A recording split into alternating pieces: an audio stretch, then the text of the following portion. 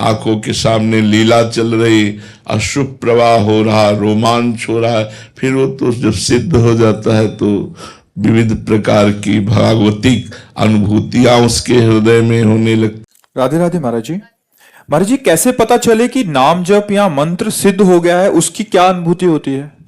भगवत साक्षात्कार हो जाता है, उसका प्रमाण स्वयं भगवान देते हैं कि अब आपका काम हो गया। आत्मानंद का अनुभव, भगवान के रूप का दर्शन, भगवान की लीलाओं में प्रवेश, निरंतर बिना प्रयास के जैसे दिल धड़क रहा है ऐसे नाम चल रहा है, आंखों के सामने लीला चल रही, अश्रु प्रवाह हो रहा, रोमांच हो रहा है। फिर वो तो जब सिद्ध हो जाता है तो विविध प्रकार की भागवतिक अनुभूतियां उसके हृदय में होने लगती हैं। दूसरे से किसी से प्रमाण लेना थोड़ी होता है कि आप बताओ हम सिद्ध हो गए कि नहीं।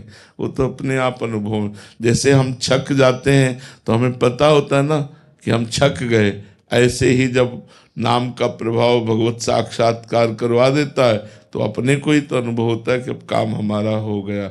लेकिन ऐसा नहीं है कि जिसका काम हो जाता है वो भजन बंद कर देता है, उसका और भजन होता है, भजन की भूख बढ़ जाती है, प्रेम में और भजन बढ़ जाता है, और भगवान से मिलन की व्याकुलता होती है, मिल के फिर मिलन की व्याकुलता होती है।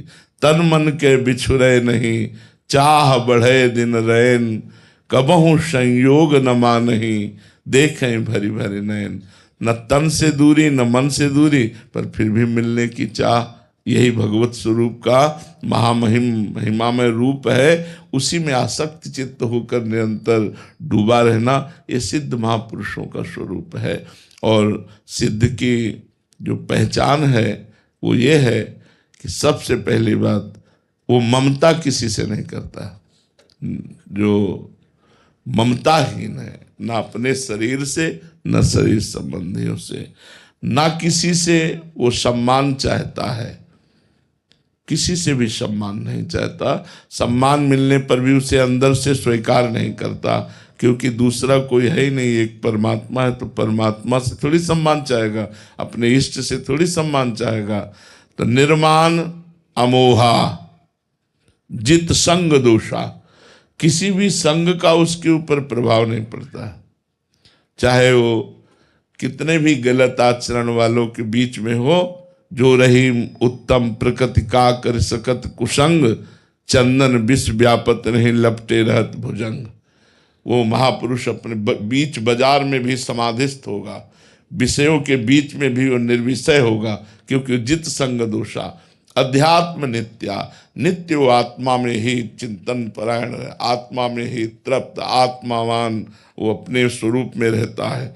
विनिवृत्त कामा, जिसकी समस्त कामनाएं निवृत्त हो चुकी हैं। द्वंद्व विमुक्ता, जो समस्त द्वंद्वों से मुक्त हो चुका है, मान अपमान, लाभ हानि, सुख दुख आदि द्वंद्वों से। और जो सुख दुख में समान भाव रखता है वही परम पद का अधिकारी अर्थात सिद्ध हुआ पुरुष होता है। जो मान रहित, जो मोह रहित, जो संग दोष रहित, जिसकी सारी कामनाएं शांत हो चुकी हैं, ब्रह्मभूता प्रसन्नात्मा, जिसको भगवत तत्व का अनुभव हो जाता है, वो प्रसन्नात्मा रहता है। उसमें किंचन मात्र कहीं शोक या हर्ष नहीं, प्रसन्नात्मा। न सोचती न कांक्षति, न कोई सोच है न कोई चाह है। वो पराभक्ति को प्राप्त हुआ महापुरुष है, अखंड प्रसन्नता प्राप्त हो जाती है। महाराज जी, हम संसार में ऐसा समझा जाता है कि सिद्ध वो है जैसे हवा में उड़ रहा है, पानी पे चल रहा है। इन सिद्धियों का त्याग करने के बाद ही ये सिद्धि प्राप्त होती है।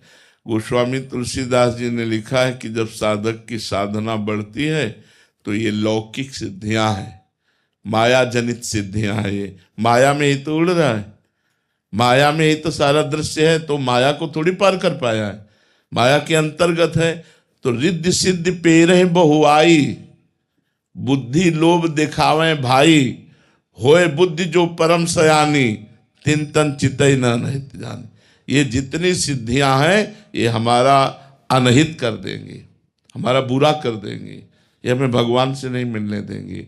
इसीलिए जो भगवत प्रेमी जन होते हैं इन बुद्धिमान जन होते हैं वो इन सिद्धियों को स्वीकार नहीं करते, इन सिद्धियों से हटकर दैन्य होकर भगवान के चरणों को प्राप्त करते हैं। ये सिद्धियां देखो, एक सिद्ध था चांगदेव, जब मृत्यु आती तो प्राणवायु को अंतर में रोक करके वह शांत हो जाता, मृत्यु निकल गई, 1400 वर्ष का। और ज्ञानदेव जी के पास अपना प्रताप दिखाने के लिए एक सिंह को वश में करके और सांप की चाबुक ले करके बैठ के चला, तो ये दिखाना चाहता था कि मैं सिद्ध योगी हूं। और ज्ञानदेव भगवान के परम भक्त, परम ज्ञानी महापुरुष, तो उनको सूचना है कि चांगदेव सिंह पर बैठ करके सांप की चाबुक लेकर के आ रहा है। तो जिस चबूतरे पे बैठे थे उन्होंने इस चबूतरे को आज्ञा कर दी चलो, तो जड़ चबूतरा उड़ने लगा। तो जो भगवान में अपने चित्त को जोड़ दिए उनमें तो सब अलौकिक सिद्धियां होती हैं, पर जो इन सब सिद्धियों का त्याग करके केवल भगवान के नाम में डूबता है, प्रेम में डूबता है, वो पहचाना नहीं जा सकता। क्योंकि इन सिद्धियों को तो पहचाना जा सकता है। शुरुआत में जब साधना प्रारंभ की थी, नैष्ठिक ब्रह्मचर्य और गायत्री का अनुष्ठान पुरस्चरण, ये तो 30-35 वर्ष पहले की बात कह रहे हैं। छोटी मोटी ये सब सिद्धियाँ, दूर की बात जान लेना, दूर की बात सुन लेना, ये सब हमने जो सोचा तत्काल हो गया, ये बहुत सब शुरू में है। पर जब ये पढ़ा कि अनहित हो जाएगा, इससे आगे उन्नति नहीं होगी, भगवत प्राप्ति नहीं होगी, तब लगा रे ना ना भाई ये सब नहीं चाहिए हमें, तो भगवान के, तो धीरे धीरे सब वृत्ति शांत होती हुई।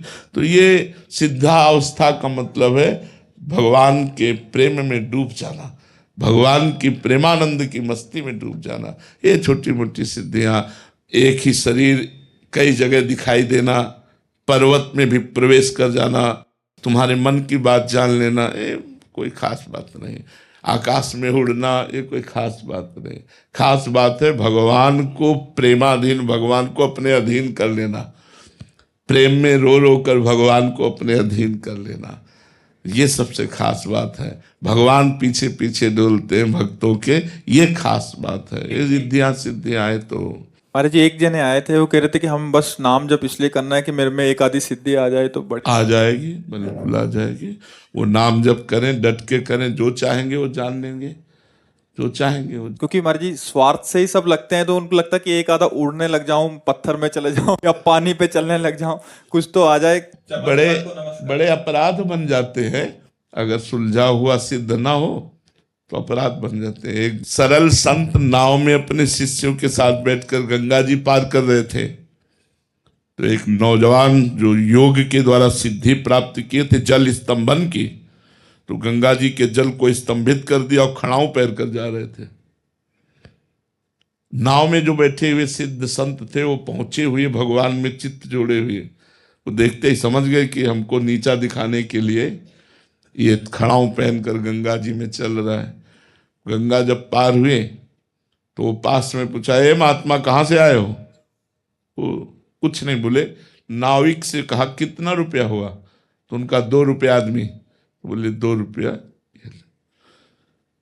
फिर उसकी तरफ देखा, बोले भाई जिन गंगा जी को देवाधिदेव महादेव अपने सर पर धारण किए, उन गंगा जी पर जल स्तंभित करके पादुका पहन के चला, तेरे सारे तपस्या का नाश हो गया। 2 रुपये में जो हमने काम कर लिया वो सारी तपस्या नष्ट करके तूने दिखाया। क्या ये प्रदर्शन? तो कभी कभी अगर सही ज्ञान न हो तो सिद्धियों से कई तरह के अनहित भी हो जाते हैं। तो क्या संत का यही स्वरूप है? संत का स्वरूप है जैसे विभीषण जी को जब रावण ने लात मारी और विभीषण जी ने हाथ जोड़कर कहा, तुम पितु सरिस भले ही मुहि मारा, राम भजे हित नाथ तुम्हारा। तो भगवान शंकर बोल पड़े, उमा संत कही है बड़ाई, करत मंद जो करे भलाई। यही संत की साधुता है कि अगर तुम गाली दो और वो तुम्हारा मंगल कर दे, लेकिन अगर सिद्धियां होंगी तो फिर ऐसा, फिर वो चमत्कार दिखाएगा कि जैसे एक शालिग्राम को सिद्ध किए मंत्र से, और ऐसे करते तो शालिग्राम उठ जाते, ऐसे करते तो शालिग्राम नचा रहे थे, तो लोग बहुत प्रभावित हुए कि इतना बड़ा भक्त की चुटकी में शालिग्राम को नचा रहा है। जब एक संत जो भजन करते थे उनके शिष्य भिक्षा मांगने गए, उन्होंने बताया कि आज हमने ऐसे सिद्ध को देखा। बोले ऐसा सिद्ध हो ही नहीं सकता, कोई भगवान का प्रेमी अपने भगवान का प्रदर्शन नहीं कर सकता, वो भगवान का प्रेमी नहीं है, वो कुछ ऐसे जादू तंत्र मंत्र जानने वाला तांत्रिक है। तो बोले प्रभु फिर इससे तो भक्तों को बड़ी हानि हो जाएगी, वो फंसा लेगा भक्तों को। तो बोले आप चलो। बोले हम चलेंगे तो उसकी कोई सिद्धि काम करेगी नहीं। बोले आप जरूर चलो। तो बोले चलो। तो गए। बोले भाई आप दिखाते हैं शालिग्राम भगवान को अपनी चुटकी के अनुसार नचाते हैं, अब नचा के दिखाओ। उसने कुछ नहीं, क्योंकि भगवान नाम जापक में जो सामर्थ्य होती, सुमिर पवन सुत पावन नामू अपने बस करी राखे रामू। नाम की महिमा देखो, राम नाम जपने वाला राम को अधीन कर लिया। ये छोटी मोटी सिद्धियों की बात क्या। अब उसने कहा कि ये संत आए हैं, इन संत से कहा आप जाइए, नहीं जब तक आप नहीं जाएंगे हमारी सिद्धि काम नहीं करेगी। तो उन्होंने कहा ये तुम जो त्राटक के द्वारा अपनी मनो एकाग्रता के द्वारा ये सिद्धि प्रकट करके लोगों को लुभायमान करके पैसा ले रहे हो, इससे तुम्हें नरक की प्राप्ति होगी। इसको छोड़ो और सही ढंग से भगवान का भजन करो। उसको अपमान लगा। अब जब अपनी कुटिया चले गए तो उसने मारण का प्रयोग किया। तंत्र में एक मारण विद्या है, अगर मारण का अनुष्ठान ठीक हो जाए तो चाहे कोई भी हो मारण उसे मारेगा अवश्य। लेकिन भगवान का जो भजन करते हैं तो मारण मोहन वशीकरण उच्चाटन इनका कोई प्रभाव नहीं चलता, जो भगवान का नाम जप करते हैं। तो मारण अग्नि की ज्वाला में खप्पर में ऐसे प्रकट हो करके वो मडराती उनकी कुटिया के सामने गई। संत ने देखा कि अरे तो मारण का प्रयोग किया, तो हाथ जोड़कर प्रणाम किया, क्योंकि सब में भगवान है तो मारण मंत्र भी तो भगवान का है। तो उनका यदि मेरा अपराध है तो हम स्वीकार करते हैं, आप आइए, और यदि अपराध नहीं है तो आप जाइए। बस वो मारण मुड़ गया और उन्हीं को जा करके देख खून की उल्टी और शौच उनकी शुरू हो गई। अब वो संत तो दिव्य दृष्टि वाले थे, उठ के गए और कहा भाई मान जा अब भी और सही ढंग से भजन कर तो तेरा जीवन बचा लूं। तो बोले त्राहिमाम बचा लो। तो छोटी मोटी सिद्धियां, छोटी मोटी बातें, ये भगवान के भजन में विघ्न है। इसलिए सच्चे भजन करने वाले ये सब स्वीकार नहीं करते। सच्ची सिद्धि है आंखों में आंसू, रोमांच, गदगद कंठ और भगवान के प्रेम में डूबा, ये सबसे दुर्लभ सिद्धि है। और इसी से आवागमन से मोक्ष होता है, इन सिद्धियों से मोक्ष नहीं होता। मोक्ष प्राप्ति करने वाला इन सिद्धियों का आदर नहीं करता, प्रेम प्राप्ति करने वाला इन सिद्धियों का आदर नहीं करता।